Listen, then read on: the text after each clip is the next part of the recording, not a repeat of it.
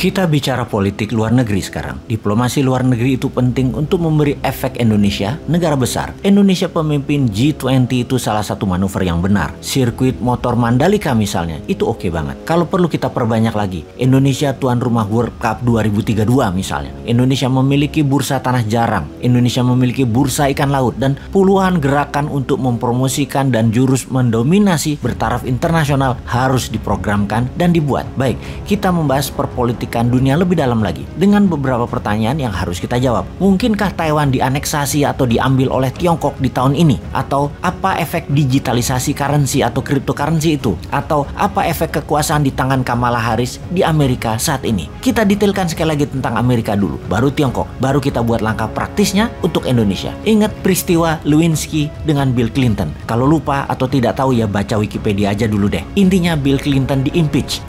Pencopotan jabatan Bill Clinton itu gagal, tetapi kekuasaan Bill Clinton dicopot. Clinton tetap presiden, namun semua administratif White House ada di Al Gore, wakil presiden yang men-sign semua tugas-tugas negara. Biden saat ini sama, secara administratif Kamala Harris yang sign. Apa Biden di-impeach? Bukan. Kali ini beda lagi. Yang mau diserang adalah Kamalanya. Makanya dinaikkan jabatannya karena di Amerika tidak ada meng-impeach wakil presiden, yang ada meng-impeach presiden. Jadi Kamala Harris dinaikkan itu tujuannya adalah Anda sendiri yang tahu jawabannya. Jadi bisa dikatakan sampai akhir jabatan 2024 nanti, presiden dan wakil presiden Amerika akan mandul. Goyangan politik dalam negeri Amerika saat ini adalah terburuk dalam sejarah Amerika yang akan panjang dan berdampak sistemik. Kamala Harris saat ini jadi bulan-bulanannya politik di Amerika. Dia itu sangat bodoh, bisa dikatakan begitu, untuk layak jadi wakil presiden Amerika. Sangat bodoh, makanya harus dibuang atau dikucilkan kekuatannya. Itu pendapat banyak politikus di Amerika. Amerika lagi mau membuang Kamala Harris. Bayangkan,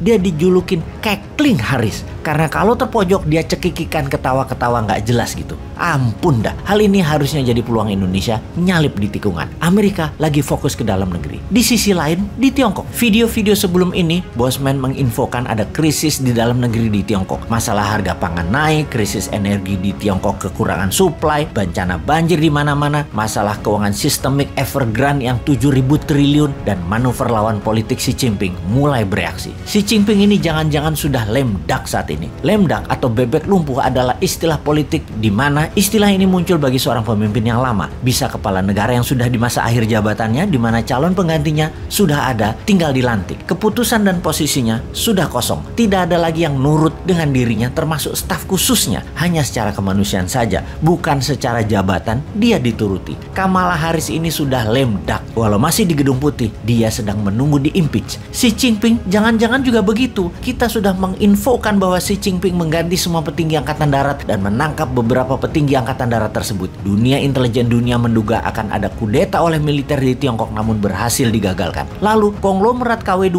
banyak yang meninggalkan Tiongkok pindah ke Singapura, Hong Kong, dan Amerika. Ada lebih 1.000 keluarga konglomerat Tiongkok KW2 pindah ke Singapura saat ini. Anda sahabat, kalau mau membeli Rolls Royce tidak akan tersedia, harus inden sampai 2 tahun karena semua dipesan konglo-konglo KW2 Tiongkok yang pindah ke Singapura. Mengapa mereka pindah? Mereka tertekan dengan kebijakan Xi Jinping. Secara politik, mentornya Xi Jinping yaitu Jiang Zemin dan rival beratnya Xi Jinping yaitu kelompok Hu Jintao mulai kasak-kusuk manuver di Politbiro PKC Partai Komunis Cina. Jadi kalau kita sederhanakan, ada 2 kelompok ekonomi besar di Tiongkok. BUMN Tiongkok kaki tangan organiknya PKC di bawah kendali Xi Jinping, dan kelompok pro Jiang Zemin swasta KW2 dan KW3-nya Tiongkok. Alibaba, Jack Ma adalah bagian dari Jiang Zemin, bagian dari Hu Jintao yang disikat sama Xi Jinping. Terdiam kawan kita itu sekarang. Kasihan ya, istri Jack Ma saat ini beli 2 kapling di Marina Singapura dan mulai membangun rumah senilai $70 juta di sana. Larilah kawan kita itu satu ke Singapura juga. Goncang ini Tiongkok di dalam negerinya. Karena itu dialihkan isu dalam negerinya dengan akan menyerbu Taiwan. Jujur, kita dapat simpulkan tidak akan diserang itu Taiwan. Ini hanya lip service propaganda Tiongkok. Kita Indonesia bagaimana? Sini, kasih new mind, kita susul keduanya Tiongkok dan Amerika itu.